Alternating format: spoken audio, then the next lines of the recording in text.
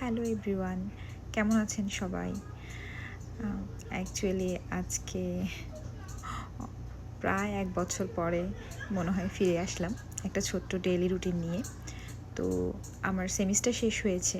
Semester শেষ হওয়ার পরে বাসা ক্লিন করলাম। যেহেতু কিছুদিনের জন্য নিউ ইয়র্ক যাচ্ছি, তো বাসা ক্লিন করলাম, ডিপার্টমেন্টে গেলাম, কিছু গ্রসারি করলাম, দেন আবার বাসায় ব্যাক করলাম।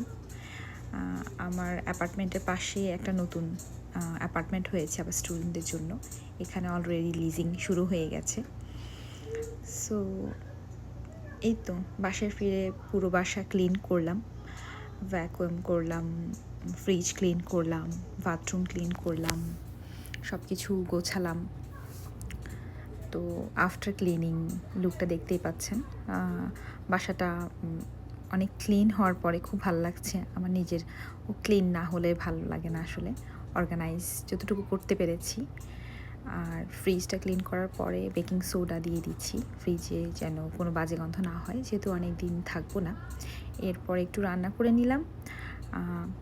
রান্নাটা দেখতেই পাচ্ছেন, কিছু স্যালাড, ফিশ এবং সবজি। খাওয়া দাওয়ার পরে একটু রেস্ট নিচ্ছিলাম, তখন প্রায় অলরেডি সন্ধে হয়ে গেছে।